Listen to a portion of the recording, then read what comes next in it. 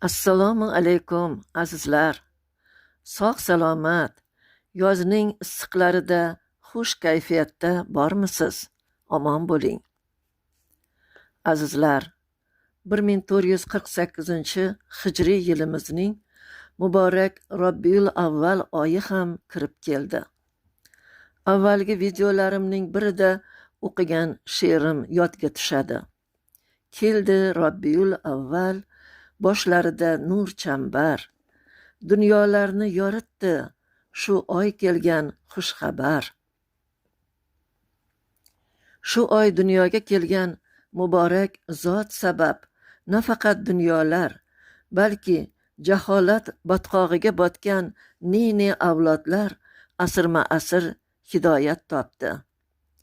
Yaratgan Robbisini tanib, haq yo'lga qadam tashladi.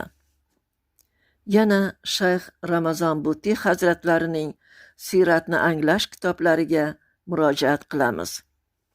Bismillahirrohmanirrohim.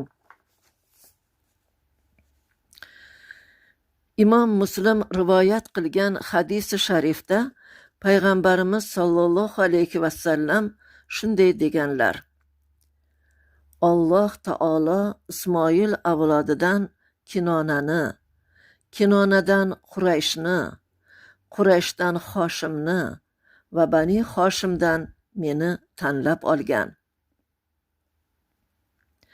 U zot fil yili 12 Robbiyul avval oyi dushanba kuni dunyoga kelganlar.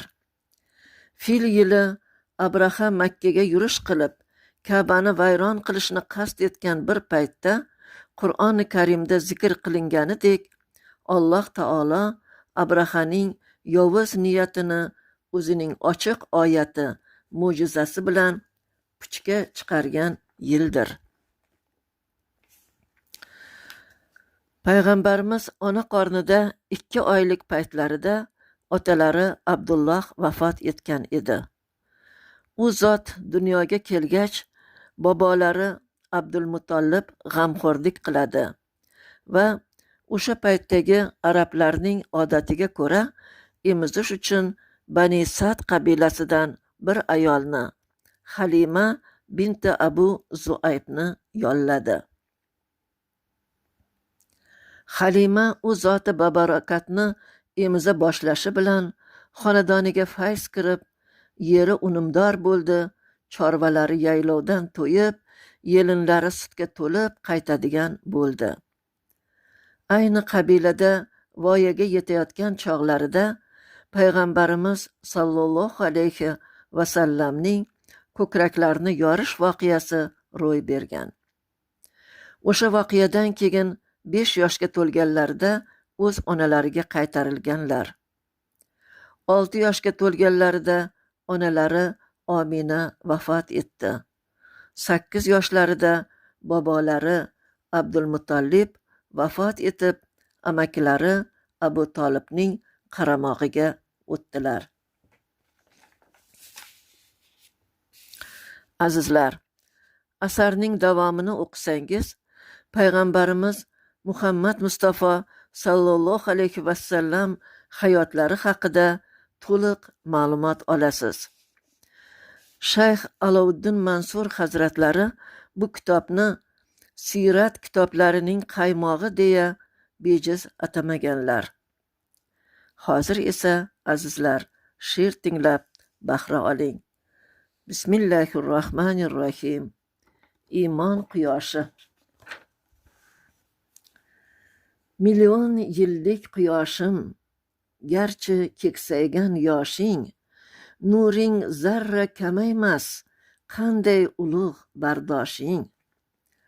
Alloh bergan sabot bu, yer yuziga hayot bu, yonib otash bo'lganing, maxluqotga najot bu. Robbim hukmi-ku azal, 1,5 ming yil avval yerda bir quyosh chiqdi, dunyoga berib sayqal. O'zi jabru jafoda, fikri arshu samoda, Alloh tanlagan u zot bo'ldi iymon ziyoda.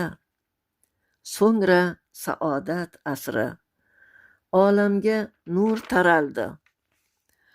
Kim hidoyat yo'lida baxtli ummat ataldi. Jaholat topib barham, mag'lub bo'ldi but sanam. Bu quyoshim Muhammad solli ala vasallam. Million yildigim quyosh, sendan necha karra yosh. Rasulim ham nur sochar, to mahshar senga yondosh. Rahmat e'tiboringiz uchun azizlar. Yana she'riy suhbatlar nasib bo'lsin deya Allohdan so'ragan holda xayrlashaman. Omon bo'ling azizlar.